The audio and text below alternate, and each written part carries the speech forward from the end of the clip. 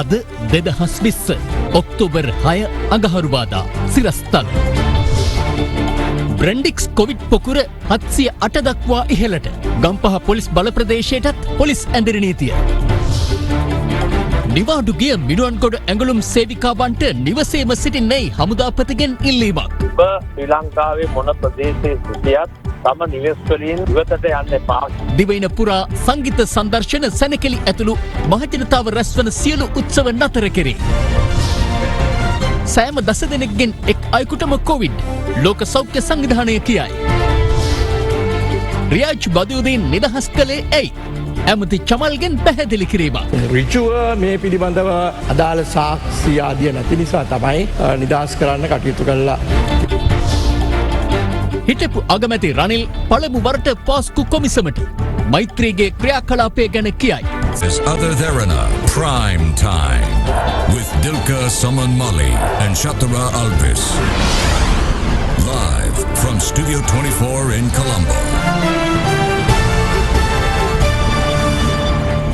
අයිබෝවන් ඔබදත් ලංකාවේ අංක එකේ සහ විශ්වසනීයම පුවත් විකාශය අද දෙරන 6:55 සමග සජීවීව. අද දිනය තුළ පමණක් ශ්‍රී ලංකාවෙන් කොවිඩ් ආසාදිතයන් 605 දෙනෙකු හඳුනා ගැනුණු අතර එය එක් දිනක් තුළ මෙරටින් වාර්තා වූ වැඩිම කොවිඩ් ආසාදිතයන් සංඛ්‍යාවයි. මිනුවන්ගොඩ කොවිඩ් පොකුරේ සමස්ත ආසාදිතයන් ගණන 708 දක්වා ඉහළ නැගීමත් සමගයි. පවතින තත්ත්වය හමුවේ මිනුවන්ගොඩ බ්‍රැන්ඩික්ස් ඇඟලුම් කම්හලේ සේවය කරන සියලුම සේවක සේවිකාවන් දිවයිනේ කුමන ප්‍රදේශයක ජීවත් වුවද සිය නිවෙස් වලින් බැහැරව නොයන්නයි යුද හමුදාපති ලුතුතන් ජෙනරාල් ශවේන්ද්‍ර සිල්වා මහතා ඉල්ලීමක් කරනවා. The big story. දිවුලපිටියේ කොවිඩ් ආසාදිත කාන්තාවගෙන් ඇරඹි මිනුවන්ගොඩ බ්‍රැන්ඩික්ස් කොවිඩ් පොකුරේ සමස්ත ආසාදිතයින් ගණන 708 දක්වා ඉහළ ගොස් තිබෙනවා. ඉන් පළමු ආසාදිතයින් ලෙස හඳුනා ගැනුනේ ඇඟලුම් ආයතනයේ සේවය කළ දිවුලපිටියේ කාන්තාව සහ ඇගේ දියණියයි. අනතුරුව සිදු කළ PCR පරීක්ෂණවලට අනුව එම කොවිඩ් පොකුරෙන් තවත් ආසාදිතයින් 706 දෙනෙකු හඳුනා ගැනුණා. ඉන් 101 දෙනෙකු යේ වාර්තා වූ අතර අද වාර්තා වූ ආසාදිතයින් ගණන 605ක්. එය දිනක් තුළ මෙරටින් වාර්තා වූ වැඩිම ආසාදිතයින් සංඛ්‍යාවයි. මිනුවන්ගොඩ බ්‍රැන්ඩික්ස් කොවිඩ් පොකුරේ ව්‍යාප්තිය සැලකීමේදී ගම්පහ දිස්ත්‍රික්කයේ මිනුවන්ගොඩින් පමණක් හඳුනාගත් ආසාදිතයින් ගණන 694ක්. මීරිගමින් ආසාදිතයින් 30 දෙනෙක්, දිවුලපිටියෙන් ආසාදිතයින් 2 දෙනෙක්, කටානෙන් ආසාදිතයින් 2 දෙනෙක්, සීදුව, ජායල සහ මහර ප්‍රදේශවලින් එක් ආසාදිතයෙකු බැගින් හඳුනාගෙන තිබෙනවා. අදාළ ඇඟලුම් කම්හලේ කාර්ය මණ්ඩල සමාජිකයින් පිරිසක් නිවාඩු ගොස් සිටින අතර ඔවුන් අතරින් කුරුණෑගලින් ආසාදිතයින් 2 දෙනෙකු, යාපනයේ හා මොනරාගලින් එක් ආසාදිතයෙකු බැගින් හඳුනා ගැනුණා. මේ ආයතනයේ 1400ක ප්‍රමාණයක් සේවයෙන් යුතු වෙනවා. අනුයුක්ත වෙච්ච කට්ටියක් තව 400ක් පමණ සිටිනවා. ඉතින් මේ අයවලුන්ගෙන් 495ක් ලංකාවේ විවිධ ප්‍රදේශවල ලිපිනයන් සඳහන් අයවලුන්. විවිධ ප්‍රදේශවලට ගියපු සියලුම අයවලුන් අපි ඊයේ දිනේදීම හඳුනාගෙන ඊයේ රාත්‍රියේ සිට මේ වන විටත් 125කට වැඩි සංඛ්‍යාවක් යුද හමුදාවේ නිරෝධායන කිරීම සඳහා මධ්‍යස්ථානයක් වෙත රැගෙනීමට කටයුතු කරමින් සිටිනවා. පිටපළාත්වල හිටියත් මේ කොවිඩ් ආසාදිත වූ අයවලුන්ගේ පවුල් මේ සේවක සේවිකාවන් පසුගිය සති 3 තුලදී නැත්නම් මේ මාසයක් වෙනි කාලයක් තුලදී මේ නිවෙස් වලට ගිහිල්ලා නැහැ. ඒක හින්දා එහෙම ගෙදර ගිහිල්ලා හිටියපු සියලුම අයවලුන් පවුල් වල අයවලුන් අපි මේ වෙනකොට නිරෝධායන කරලා තියෙනවා. මම කිව්ව විදිහට 150ක වගේ සංඛ්‍යාවක් මේ වෙනකොට තරම් තිබෙනවා. ඊයේ ආසාදිත බවට හඳුනාගත් සේවිකාවන් අතරින් 33 දෙනෙකු රැඳී සිටියේ එම ඇඟලුම් ආයතනයේටම අයත් මිනුවන්ගොඩ නේවාසිකාගාරයකයි. ඒ අනුව මහජන සෞඛ්‍ය පරීක්ෂකවරුන් විසින් කඩිනමින් ඔවුන් මිනුවන්ගොඩ මූලික රෝහලට ඇතුළත් කිරීමට පියවර ගත්තා. ගම්පහ දිස්ත්‍රික්කයෙන් වාර්තා වන මෙම කොවිඩ් ආසාදිතයින්ට ප්‍රතිකාර කිරීම සඳහා ඉරණවිල රෝහල සහ මිනුවන්ගොඩ මූලික රෝහල යොදාගෙන තිබෙනවා. ඒ අනුව මිනුවන්ගොඩ දිවුලපිටිය ප්‍රදේශවලින් අද හඳුනාගත් ආසාදිතයින් අදාළ රෝහල් වෙත රැගෙන යාම සිදු කෙරුණා.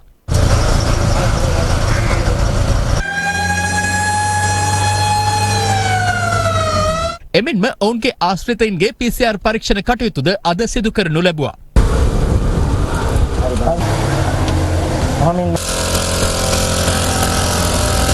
මේ අතර බ්‍රැන්ඩික්ස් ආයතනය අද බාධ්‍ය නිවේදනයක් නිකුත් කරමින් සඳහන් කළේ මෙතෙක් හඳුනාගත් ආසාදිතයින්ගෙන් බහුතරය රෝග ලක්ෂණ නොපෙන්නූ අය වීම සිය ආයතනය පාර්ශවයෙන් මුහුණ දුන් අභියෝගාත්මක තත්ත්වයක් බවයි. සිය සේවකයින් හා ඔවුන්ගේ පවුලේ සමාජිකයන් වෙනුවෙන් අවශ්‍ය පහසුකම් සැලසීමට උපරිමයෙන් කටයුතු කරන බවත් මෙම අසිරු අවස්ථාවේදී සෞඛ්‍ය අමාත්‍යාංශය සහ ශ්‍රී ලංකා යුද හමුදාව වෙත සහාය ලබා දෙමින් තත්ත්වය පාලනය කර ගැනීමට සහාය වන බවත් එම නිවේදනයේ සඳහන්. මේ අතර දිවුලපිටියේ ආසාදිත කාන්තාව සමග එකම නවාතැනෙහි රැඳී සිටි එම ඇඟලුම් ආයතනයේ 34 හැවිරිදි සේවිකාවක් දෙහිඅත්ත කණ්ඩිය දොළකන්ද මහවැලි ගම්මානයේ පිහිටි සිය නිවස වෙත පැමිණ තිබීම හේතුවෙන් ඇය ඇතුළු ආශ්‍රිතයින් 9 දෙනෙකු පුණානි නිරෝධායන මධ්‍යස්ථානයේ වෙත යොමු කර තිබෙනවා. එමෙන්ම එම පිරිසගේ තවත් ආශ්‍රිතයින් 60 දෙනෙකුගේ පමණ PCR පරීක්ෂණ දෙහිඅත්ත කණ්ඩිය සෞඛ්‍ය වෛද්‍ය නිලධාරී කාර්යාලයේ නිලධාරීන් විසින් අද සිදු කළා. ගම්පහ මීරිගම ප්‍රදේශයෙන්ද ඊයේ ආසාදිතයෙකු වාර්තා වූ අතර ඔහු අදාළ ඇඟලුම් ආයතනයේ කළබනාකරුවෙක්. 50 හැවිරිදි දෙදරුපියෙකු වූ ඔහු මාතලේ පල්ලේපොළ ඇහැලේපොළ පිහිටි නිවසට පැමිණ තිබීමත් සමග ඔහුගේ පවුලේ සමාජිකයින් ස්වයං නිරෝධායනයට යොමු කළ අතර ඔහු බැලිකන්ද නිරෝධායන මධ්‍යස්ථානයට යොමු කෙරුණා. එමෙන්ම අදාළ ඇඟලුම් ආයතනයේ තවත් සේවිකාවන් දෙදෙනෙකු නිවාඩු ලබා ගම්පොළ පුපුරැස්ස මණිකට්ටි නිව් ෆොරස්ට් වතුයායේ පිහිටි සිය නිවසට මීට දින දෙකකට පෙර පැමිණ සිටි අතර ඉන් එක් කාන්තාවක් කුණරෝගී තත්ත්වයේ හේතුවෙන් මහනුවර ජාතික රෝහලට ඇතුළත් කෙරුණා. අනෙක් කාන්තාව නිරෝධායන මධ්‍යස්ථානයක් වෙත යොමු කිරීමට සෞඛ්‍යාංශ පියවරගත් අතර දෙදෙනාගේ PCR පරීක්ෂණ වාර්තා අද ලැබීමට නියමිතයි. මේ හේතුවෙන් අදාළ වතුයායේ සේවක පිරිසට නිවාඩු ලබා දී නිවෙස් තුල රැඳවීමට පියවර ගැනුණා. කුරුණෑගල ශික්ෂණ රෝහලේ ප්‍රතිකාර ලබමින් සිටි මිනුවන්ගොඩ ඇඟලුම් ආයතනයේ සේවිකාවන් දෙදෙනෙකුට වෛරසය ආසාදනය වී ඇතැයි ඊයේ තහවුරු වීමත් සමග ඔවුන් රාත්‍රියේම අංගොඩ ජාතික බෝවන රෝග විද්‍යායතනයට රැගෙන යනු ලැබුවා. ඔවුන්ගේ ආශ්‍රිතයින් 60 දෙනෙකුගේ PCR පරීක්ෂණ අද සිදු කෙරුණා. මේ අතර ඇඟලුම් ආයතනයේ සේවිකාවන් සිව් දෙනෙකු ඉකුත් සතියේ කන්තලේ මොල්ලිපොතාන ගංතලාව අග්බෝපුර සහ රජ ඇල යන ප්‍රදේශවල පිහිටි සිය නිවෙස් වෙත පැමිණ ඇති අතර එම පවුල්වල ඥාතීන්ද ස්වයං නිරෝධායනයට යොමු කෙරුණා. එමෙන්ම කන්තලේ සිට ගම්පහ ප්‍රදේශයේ උපකාරක පන්තිවලට සහභාගී වූ සිසුන් පිරිසක් හඳුනා ගැනීමෙන් පසු ඔවුන්ද ස්වයං නිරෝධායනයට යොමු කෙරුණා. මේ අතර ඇඟලුම් ආයතනයේ සේවය කළ මොනරාගල දිස්ත්‍රික්කයේ බිබිල මැදගම පුබ්බාර ප්‍රදේශයේ පදිංචි 41 හැවිරිදි කාන්තාවකට වෛරසය ආසාදනය වී ඇතැයි ඊයේ තහවුරු වීමත් සමග ඇගේ ආශ්‍රිතයින් 39 දෙනෙකු වහාම නිරෝධායන මධ්‍යස්ථාන වෙත යොමු කර තිබෙනවා. යාපනයේ විශ්වවිද්‍යාලයේ වවුනියාව මණ්ඩපයේ වෙත ගම්පහ ප්‍රදේශයේ සිට සිසුන් පැමිණ තිබීම හේතුවෙන් එම මණ්ඩපයේ සිසුන් හා කාර්ය මණ්ඩලයේ ඇතුළු 95 දෙනෙකුගේ PCR පරීක්ෂණ අද සිදු කළා. එමෙන්ම මිනුවන්ගොඩ ඇඟලුම් කම්හලේ සේවිකාවක් සමග සම්බන්ධතා පැවැත් වූ වවුනියාවේ පවුලක 5 දෙනෙකුද අවදානම සලකා PCR පරීක්ෂණයට යොමු කෙරුණා. මේ අතර අද පස්වරු 6 සිට බලපෑත්වෙන පරිදි ගම්පහ පොලිස් බල ප්‍රදේශයට පොලිස් ඇඳිරි නීතිය පනවා තිබෙනවා. ඒ පිළිබඳව පූර්ව දැනුවත් කිරීමත් සමග ගම්පහ ප්‍රදේශයේ ජනතාව විශාල වශයෙන් විලඳසල් අසලට රැස්ව සිටිනු දක්නට ලැබුණා.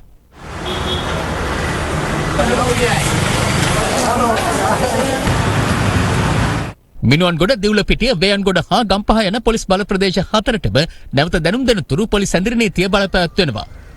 මේ අතර දුම්රිය දෙපාර්තමේන්තුව සඳහන් කළේ වේයන්ගොඩ සිට ගම්පහ දක්වා ඇති දුම්රිය ස්ථානවල කිසිදු දුම්රියක් නැවැත්වීම හෙට සිට සිදු නොකරන බවයි. ධාවනය වන සියලුම දුම්රියන් ප්‍රධාන මාර්ගයේ ගම්පහ දුම්රිය ස්ථානයේ සිට වේයන්ගොඩ දුම්රිය ස්ථානය දක්වා නතර නොකරන බවත් වාර්තා කරනවා. ඒ වගේම ඒ අතර මගින් ගමන් කරනවා නම් කරුණාකර දුම්රියෙන් ගමන් කිරීමෙන් වළකින නිසාත් ඉල්ලා සිටිනවා. අදාළ ප්‍රදේශ හරහා සෙසු රථවාහන ගමනාගමනයට ඉඩ ලබා දී තිබුණද ප්‍රදේශවාසීන් හැර වෙනත් පාර්ශවයන්ට එම ප්‍රදේශ මැදේ රථවාහන නවත්වා පුද්ගලින් ඇතුළු කර ගැනීම ඇතුළු වෙනත් සංචරණ කටයුතු වලට අවස්ථාව හිමිවන්නේ නැහැ. වෙනත් ප්‍රදේශවලට ඇදිරි නීතිය පැනවීමට දැනට අදහසක් නැහැ. දැන් ඊයේ විශ්ලේෂණය කරපු වෛද්‍යවරු ඒ වගේම බුද්ධ්‍යාංශ නිලධාරීන් දැනුම් දුන්නේ මේ වැඩි පිරිසක් ඉන්නේ මේ පොලිස් බල ප්‍රදේශ තුනේ කියලා. ඊයේ හවස 5 වෙනකොට 39 දෙනෙක් අත්අඩංගුවටගෙන තිබුණ ඇදිරි නීති කඩකලාට අපි නිරන්තරයෙන් දැනුම් දුන්නා පිටතට යන්නට එපා රැඳී ඉන්න කියලා. නමුත් ඊයේ රාත්‍රී තවත් 12 දෙනෙක් අත්අඩංගුවටගෙන තිබෙනවා වේයන්ගොඩ ප්‍රදේශයේ විවිධ ස්ථානවලින් නිරෝධායන ඇදිරි නීතියට පටහැනිව කටයුතු කරපු. ඒ අනුව ඔක්කොම 50 දෙනෙක් මේ වන විට අත්අඩංගුවට අරගෙන තියෙනවා පෙරේදා ඉඳලා. ඒ අයට විරුද්ධව අපි නිරෝධායන රීතින් යටතේ කටයුතු කරනවා. සමහර අය තම පිළිබඳව ඇසුරු කරපු අය ආපු ගියපු තැන් ගැන තොරතුරු දෙන්න බයයි. ඒකට හේතුව සමහර වෙලාවට වැරදි ස්ථානවලට ගිහිල්ලා තියෙනවා. දැන් මේ වෙලාවේ අපිට ප්‍රශ්නයක් නැහැ. ඒ ස්ථානෙට ගිය එක ගැන අපිට නඩුවක් පවරන්න අවශ්‍ය වෙන්නේ නැහැ. අපිට අවශ්‍ය වෙන්නේ ඒ ස්ථානෙට ගියා නම් එතන කවුද හිටියේ, කවුද ඇසුරු කරේ, වටේට කවුද හිටියේ මේ තොරතුරු මේ නිරෝධායන ක්‍රියාවලියට ලබාගෙන ඒ නිරෝධායන ක්‍රියාවලිය හරියාකාරව සිදු කරන්න. ඒක නිසා එහෙම යම් කෙනෙක් මැලිකමක් දක්වනවා නම් ඒ තොරතුරු දෙන්න තමුන් ගැන අනාවරණය වෙයි, තමුන්ට ප්‍රශ්නයක් වෙයි කියලා අපි පොරොන්දුවක් දෙනවා. එහෙම වෙන්නේ නැහැ. මේ අතර කොවිඩ් වෛරසය ආසාදිත වූ පාසල් සිසුවිය අධ්‍යාපනය ලැබූ පාසලේ සිසුන් 43 දෙනෙකුගේත් ගුරුවරුන් හා අනධ්‍යයන කාර්ය මණ්ඩලයේ 58 දෙනෙකුගේත් PCR පරීක්ෂණ ඊයේ සිදු කළා. ඒ අනුව ඔවුන් 101 දෙනාටම වෛරසය ආසාදනය වී නොමැති බව අද පස්වරුවේ නිකුත් වූ ඔවුන්ගේ PCR වාර්තාවලින් තහවුරු වුණා. මේ අතර වෛරසය පළමු වරට ආසාදනය වූ බවට හඳුනාගැනුණු කාන්තාවගේ සැමියා අද දෙරණට මෙලෙස අදහස් පළ කළා. මගේ නෝනා බාහිර සමාජයේ කොහෙවත් ගිහින්නේ නැහැ. මොකද අපේ නෝනා හැමදාම 6:40ට ගෙදරින් ගියන් පස්සේ 8:10 8:20 වෙනවා එන්න සතිය දවස්වල. සෙනසුරාදා දවස්වලට 8ට තමයි ගෙදරයි කියන්නේ. මේ ටික දවසක් තිස්සේ. ඉරිදා දවසට තියා කොහෙවත් ගිහින්නේ නැහැ, පොලකටවත් ගිහින්නේ නැහැ, කඩේකටවත් ගිහින්නේ නැහැ. ඒ කියන්නේ මේක ෆැක්ටරි ඇතුළෙන්මයි මෙයාටත් ගොයලා තියෙන්නේ. පවතින වාතාවරණය හමුවේ දිවයිනේ සියලුම ප්‍රදේශවල මහජනතාව එක් රැස්වන කටයුතු සිදු නොකරන්නයි සෞඛ්‍ය අමාත්‍යාංශය ජනතාවට දැනුම් දෙනවා. ඒ සම්බන්ධයෙන් සෞඛ්‍ය අමාත්‍යාංශය අද පස්වරුවේ නිවේදනයක් නිකුත් කළා. සෞඛ්‍ය අමාත්‍යාංශ නිවේදනයට අනුව ප්‍රේ සම්භාෂණ, සම්මන්ත්‍රණ, දේශන, ප්‍රදර්ශන, සංගීත සංදර්ශන, සැනකෙළි, සැමරුම් උත්සව, පෙළපාලි, පෙරහැර හා අත්‍යවශ්‍ය නොවන රැස්වීම් ආදිය රටේ සියලු ප්‍රදේශවල පැවැත්විය නොහැකි බව දැනුම් දෙනවා. එය නැවත දැනුම් දෙන තුරු බලාත්මක වන බව සෞඛ්‍ය අමාත්‍යාංශය පවසනවා. මෙම වාතාවරණය තුළ පොදු ප්‍රවාහන සේවා භාවිත කළ යුතු ආකාරය සම්බන්ධයෙන් විශේෂ රාජ්‍ය අමාත්‍ය දිලු මමනුගම මහතා කරුණු පැහැදිලි කළා. ඊයේ දිනේ අපේ කොන්දොස්තරවරයෙක්ගේ බිරිඳ ආසාදිතයෙක් බවට පත්වීම හේතු කොටගෙන ඒ කොන්දොස්තරවරයා නිරෝධායනයට අපි දාලා තියෙනවා. ගිරිඋල්ල සිට නිට්ටඹුව දක්වා ධාවනය වෙච්ච පෞද්ගලික බස් රථයක කොන්දොස්තරවරයෙක්. මෙතෙන්දිත් අපි එයාට උපදෙස් දීලා තියෙනවා අඩුම තරමේ කිලෝමීටර් 3ට 4ට වැඩි ගමන් වාරවල යෙදෙන අය තමන්ගේ බස් රථයේ මගින්ගේ ලයිස්තුවක් දුරකථන අංකෙත් එක්ක ලබා ගන්නයි කියලා මේ සඳහා සහයෝගය දෙන්න කියන ඉල්ලීමත් අපි ජනතාවගෙන් කරනවා. ඒක අපි කරන්නේ බැරි වෙලා හරි එක ආසාදිතයෙක් හරි මේ බස් රථය තුල හිටියොත් අනිත් අය සුරක්ෂිත කිරීම සඳහා අපි ගන්න ක්‍රියාමාර්ගය. පෞද්ගලික බස් හිමියන් සඳහන් කරනවා ආසන වලට පමණ සීමාවල් මගින් ගෙන යාමේදී පාඩුවක් සිදු වෙනවා. ඔවුන්ට සහනයක් ලබා දෙන්න නැතොත් බස් ගාස්තු වැඩිවීමක් ලබා දෙන්න කියලා. ඒක සාධාරණයි. ඊයට විසඳුමක් ලබා දීම අපි පැත්තෙන් අපි කළ යුතුයි. දිගටම මේ තත්ත්වයේ පවත්වාගෙන යන්න සිදු වෙනවා නම් අපි යම් ගාස්තු සංශෝධනයකට යන්න සූදානම්. පවතින වාතාවරණය හමුවේ පුද්ගලයන් ලියාපදිංචි කිරීමේ දෙපාර්තමේන්තුවේ ප්‍රධාන කාර්යාලය සහ සියලු පළාත් කාර්යාල ඔක්තෝබර් 7, 8, 9 යන දිනවලදී මහජනතාව වෙනුවෙන් විවෘත නොකිරීමට තීරණය කර තිබෙනවා. කෙසේ වෙතත් අපොස උසස් පෙළ විභාගයේ ඇතුළු හදිසි ජාතික හැඳුනුම්පත් අවශ්‍යතා සඳහා අදාළ ප්‍රාදේශීය ලේකම් කාර්යාලයේ පුද්ගලයන් ලියාපදිංචි කිරීමේ දෙපාර්තමේන්තු ඒකකයෙන් හෝ පහත දැක්වෙන දුරකථන අංක ඇමතීමෙන් විමසීම් සිදු කළ හැකියි. පුද්ගලයන් ලියාපදිංචි කිරීමේ දෙපාර්තමේන්තුව දැනුම් දෙන්නේ එක්දින සේවාව සඳහා අංක හා වේලාවන් වෙන් කරගත් සියලුම ඉල්ලුම්කරුවන්ට නැවත දෙපාර්තමේන්තු මහජන සේවාවන් ආරම්භ කළ සැනින් ප්‍රමුඛතාවය ලබා දී කටයුතු කිරීමටද සැලසුම් කර ඇති බවයි. මේ අතර ඔක්තෝබර් 7, 8 සහ 9 යන දිනවල සිය දෙපාර්තමේන්තුවේ ප්‍රධාන කාර්යාලය හා ප්‍රාදේශීය කාර්යාල වෙත මහජනතාව පැමිණීම තාවකාලිකව අත්හිටුවා ඇති බව ආගමන හා විගමන දෙපාර්තමේන්තුව දැනුම් දෙනවා. එමෙන්ම මෝටර් රථ දෙපාර්තමේන්තුව මගින් සැපේන මහජන සේවාවන්ද ඔක්තෝබර් 7, 8, 9 යන දිනවලදී තාවකාලිකව අත්හිටුවීමට තීරණය කර තිබෙනවා. එම දෙපාර්තමේන්තුව පවසන්නේ අදාළ දින 3 තුලදී මෝටර් රථ දෙපාර්තමේන්තුවේ නාරාහෙන්පිට කාර්යාලය, වෙරහැර කාර්යාලය සහ ගම්පහ කාර්යාලයද විවෘත නොකරන බවයි. පවතින වාතාවරණය යටතේ ගන්නා ඉදිරි ක්‍රියාමාර්ග සම්බන්ධයෙන් කැබිනට් ප්‍රකාශක අමාත්‍ය කෙහෙලිය රමුක්කැල්ල මහතා අද මෙලෙස අදහස් දැක්වුවා. ඉදිරි පැය 48 ඉතාමත්ම තීරණාත්මකයි. මේ සම්බන්ධව ගත යුතු තීරණ ගැනීමට ඒ පරීක්ෂණවල ප්‍රතිඵල අනුව එය සිදුවෙන එක තමයි අපට මේ වෙනකොට ප්‍රකාශ කරන්න පුළුවන් වෙන්නේ. ඒ වගේම 12 වෙනිදා උසස් පෙළ විභාගය තියෙනවා. ඒ වගේම ශිෂ්‍යත්ව විභාගයේ 11 වෙනිදා මේ වෙනකොට සැලසුම් හදලා තියෙනවා. අවශ්‍ය සියලුම සැලසුම් සහ අනිකුත් සියලුම පහසුකම් සියලු දේ හදලා ඉවරයි. කෙසේ වෙතත් හෙට දවසේ මේ PCR වාර්තාවන් අනුව අවසාන තීන්දුවක් ගැනීමට අධ්‍යාපන අමාත්‍යාංශය බලාපොරොත්තු වෙනවා. එතකොට ඇමතුමා මේ PCR පරීක්ෂණ වල කියන්නේ අද තත්ත්වය හොඳ නැති වුණොත් මුළු රටටම නැවත ඇඳරි නීතිය පැනවීමක් සිදු කරන්න වෙයිද? තීරණ ගන්න සියල්ල වෙන්නේ ප්‍රමාණය අනුව. වෛද්‍ය පරීක්ෂණ ආයතනයේ අධ්‍යක්ෂක ඩොක්ටර් ජයරුවන් බණ්ඩාර මහතා අද උදේ සේවයෙන් පහ කරලා තියෙනවා. කුමන පදනමක් මතද මෙතුමා අයින් කරලා තියෙන්නේ? ඒ ක්‍රියාවලිය අමාත්‍යාංශයේ පරිපාලන ක්ෂේත්‍රය තුළ පවතින තත්ත්වයන් තුළ ගණන් ගන්න තියෙන ක්‍රියාමාර්ගය. නව කොවිඩ් ආසාදිතයන් 605 දෙනෙකු හඳුනා ගැනීමත් සමග මෙරටින් හඳුනාගත් කොවිඩ් ආසාදිතයන් ගණන අද 4000 සීමාව ඉක්මවා ගියා. මේ අතර ලෝක සෞඛ්‍ය සංවිධානය පෙන්වා දෙන්නේ ලොව සෑම පුද්ගලයන් 10 දෙනෙකුගෙන් එක් අයෙකුටම කොවිඩ් ආසාදනය වී තිබීමේ සම්භාවිතාවක් පවතින බවයි. මේ දක්වා මෙරටින් කොවිඩ් ආසාදිතයින් 4118 දෙනෙකු හඳුනාගෙන ඇති අතර ඉන් 3266 දෙනෙකු දැනටමත් සුවය ලබා පිටව ගොස් තිබෙනවා. ඒ අනුව මේ වන විට කොවිඩ් ආසාදිතයින් 839 දෙනෙකු රෝහල්ගතව ප්‍රතිකාර ලබනවා. මේ අතර ගෝලීය කොවිඩ් ආසාදිතයින් ගණන මේ වන විට 3,57,00,000 ඉක්මවා ගොස් තිබෙනවා. වාර්තා වී ඇති ගෝලීය කොවිඩ් මරණ ගණන 1,46,000කට අධිකයි. ලෝක සෞඛ්‍ය සංවිධානය පවසන්නේ ලොව සෑම පුද්ගලයන් 10 දෙනෙක්ගෙන් එක් අයෙකුටම කොවිඩ් ආසාදනය වී තිබිය හැකි බවට අනුමාන කරන බවයි. දැනට නිල කොවිඩ් ආසාදිතයින් ගණන මිලියන 35ක් වන නමුත් එය මිලියන 800ක් තරම් ඉහළ අගයක් විය හැකි බවට සැකපළ කෙරෙනවා. යුරෝපානු වසංගත පාලන මධ්‍යස්ථානය පවසන්නේ සෑම යුරෝපියන් ලක්ෂයකින් 20 දෙනෙකුම දෛනිකව කොවිඩ් ආසාදනයට ගොදුරු වෙමින් පවතින බවයි. ඔවුන්ට අනුව යුරෝපයේ කොවිඩ් අවදානමෙන් තරමක් හෝ මිදී ඇත්තේ ජර්මනිය, ෆින්ලන්තය, සයිප්‍රස් සහ නෝර්වේ යන රටවල් 4 පමණයි.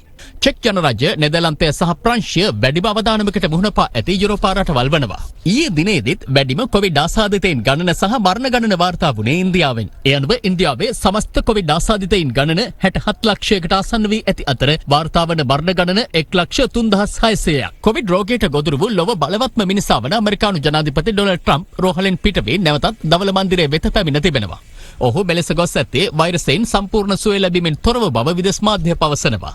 තමන් අසනීප තත්ත්වයෙන් පසු වුවත් ඒ නොතකු ජනාධිපතිවරයා දවල මන්දිරයේ ඉදිරියේදී වහාම සිය මුඛ ආවරණ ඉවත් කර මාධ්‍ය හමුවේ පෙනී සිටියා. ජනාධිපතිවරයා ගත් මේ ක්‍රියාමාර්ගයේ පාර්ශව රැසකගේ දෝෂ දර්ශනයට ලක්ව තිබෙනවා. කෙසේ වෙතත් මෙහිදී තමන් සුවෙන් පසුවන බව අවධාරණය කළ ජනාධිපති ට්‍රම්ප් ලෝක ප්‍රජාවගෙන් ඉල්ලා සිටින්නේ කොවිඩ් රෝගයට බිය නොවන ලෙසයි. ජනාධිපති කාර්යාලයේ ලිපි ශීර්ෂය සහ අද දෙරණ ප්‍රවෘත්ති නාලිකාවේ නිල ලාංඡනය භාවිත කරමින් සංසරණය වූ අසත්‍ය නිවේදනය සම්බන්ධයෙන් සොයා බැලීම සඳහා විශේෂ කණ්ඩායම් 3ක් යොදවා ඇතැයි නියෝජ්‍ය පොලිස්පති අජිත් රෝහණ මහතා අද සඳහන් කළා.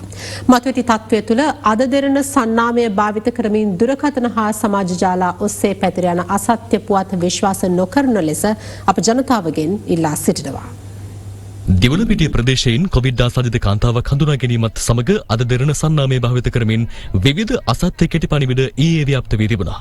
එහෙත් අද දෙරණ නිල ප්‍රවෘත්ති විකාශය කෙරෙන්නේ ටීවී දෙරණ ප්‍රධාන ප්‍රවෘත්ති විකාශයන් අද දෙරණ 24 නාලිකාව සහ FM දෙරණ ඔස්සේ වන අතර www.adaderana.lk අපගේ වෙබ් අඩවිය ඔස්සේ භාෂා ත්‍රිත්වයෙන්ම තහවුරු කරගත් තොරතුරු ගෙනෙනවා. එමෙන්ම සියලු ජංගම දුරකථන ජාල ඔස්සේ අද දෙරණ කෙටි පණිවිඩ සේවාව හරහාද තොරතුරු එසරින් ගෙනෙන අතර ඒ සඳහා ලියාපදිංචි විය හැකි ආකාර මෙසේ. ඔබ භාවිත කරන්නේ ඩයලොග් සම්බන්ධතාවක් නම් ඔබට ඉංග්‍රීසි සහ සිංහල භාෂාවලින් මෙන්ම සිංග්ලිෂ් වලින් අද දෙරණ කෙටි පණිවිඩ ලබා ගැනීම සඳහා තිරය දැක්වන ආකාරයට ලියාපදිංචි වී එම සේවාව ක්‍රියාත්මක කරගත හැකියි. එමෙන්ම ඔබට ඇත්තේ මොබිටෙල් දුරකථන සම්බන්ධතාවක් නම් තිරය දැක්වන ආකාරයට ලියාපදිංචි වීමෙන් ඔබට සිංහල සහ ඉංග්‍රීසි භාෂාවලින් අද දෙරණ කෙටි පණිවිඩ සේවාව ලබා ගත හැකි වෙනවා. ඔබ හච් දුරකථන ජාලයක් භාවිත කරන්නේ නම් තිරය සටහන්ව ඇති ආකාරයට ලියාපදිංචි වීමෙන් අද දෙරණ සිංහල සහ ඉංග්‍රීසි භාෂා කෙටි පණිවිඩ සේවා සක්‍රිය කරගත හැකියි.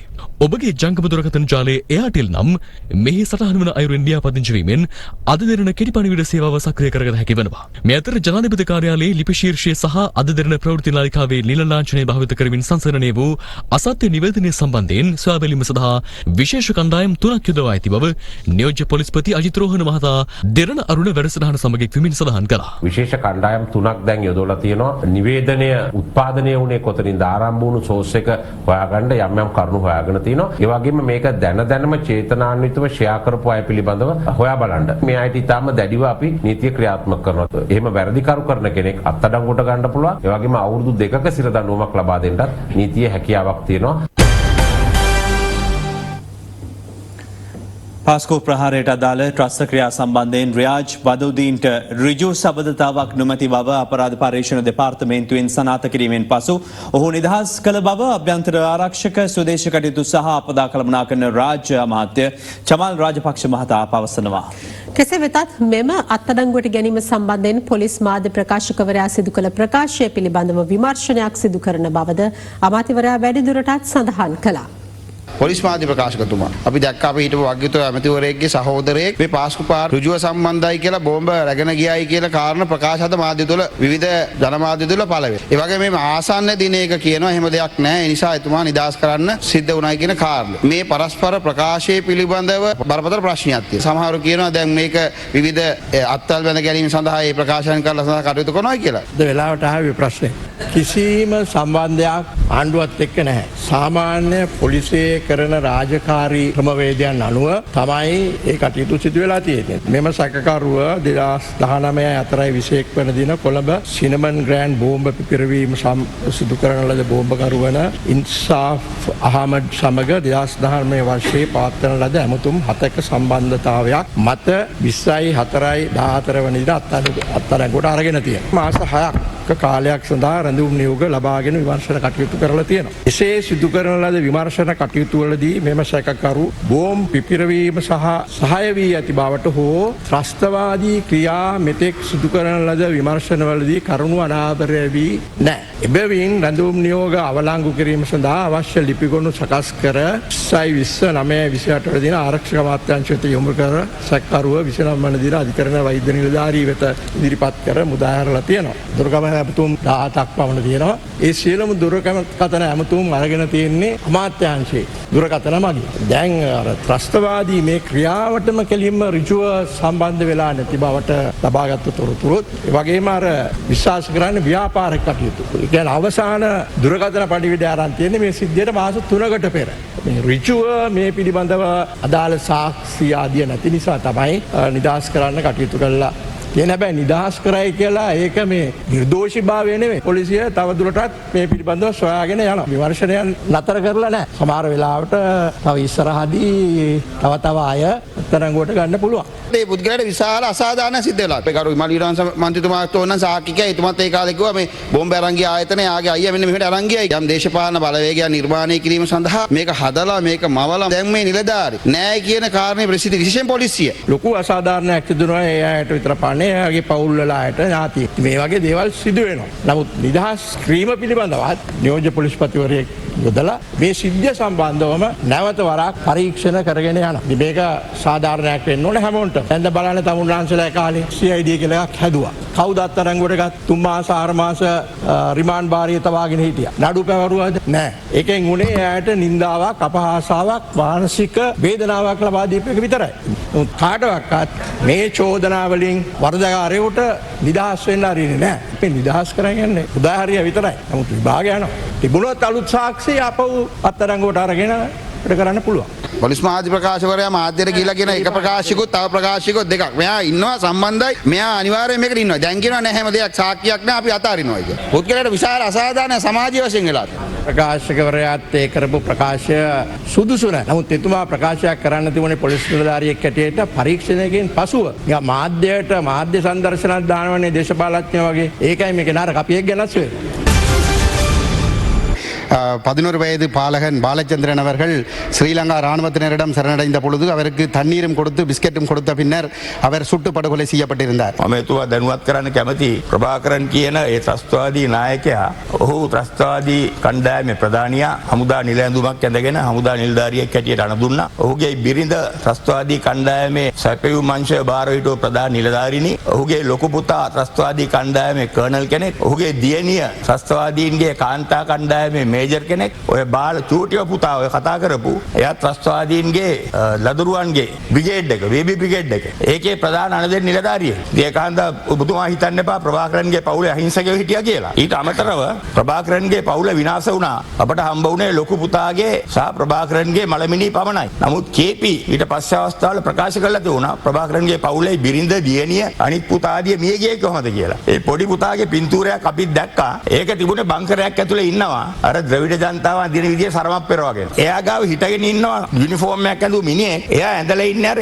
ඉන්දියානු හමුදාවේ අය අඳින කැල ඇඳුම. ඒ කැල ඇඳුම පාවිච්චි කරේ LTT ත්‍රස්තවාදීන් පමණයි. ඒකාන්ත ඔබතුමා කතා ගොතන්න එපා. බොරුවට හමුදාට මඩ ගන්න. විසිවැනි ව්‍යවස්ථා සංශෝධනය හරහා නිර්මාණය වන්නේ අනාගතයේදී ක්‍රියාත්මක කිරීමට නොහැකි ආකාරයේ විකෘති ආණ්ඩු ක්‍රම ව්‍යවස්ථාවක් බව පාර්ලිමේන්තු මන්ත්‍රී ආචාර්ය විජේදාස රාජපක්ෂ මහතා පවසනවා. අද කොළඹදී විශේෂ මාධ්‍ය හමුවක් පවත්වමින් මන්ත්‍රීවරයා මේ බව ප්‍රකාශ කළා. රටේ ආණ්ඩු ක්‍රම ව්‍යවස්ථාව අනාගතයේදී ක්‍රියාත්මක කරගන්නට බැරි විකෘති අංගවිකල ව්‍යවස්ථාවක් බවට පත්වෙන සංශෝධනයක් තමයි 20 සංශෝධනයෙන් ඉදිරිපත් කරලා තියෙන්නේ. මේ 20 වෙනි සංශෝධනය සම්මත වුණොත් එම වර්තමාන ජනාධිපතිතුමාට ඉදිරි අවුරුදු 2-3ක කාලය තුල ජනාධිපති ධූරය නැමැති ඒ බලවත් අසිපත මුවහත් කිරීම තමයි කරන්න සිද්ධ වෙන්නේ.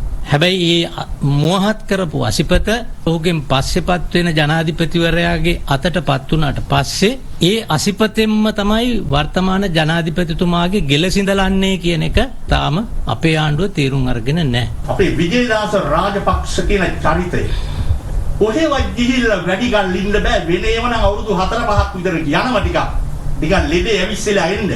මේක නිකන් මේ මාසයක්වත් ගියේ නෑනේ.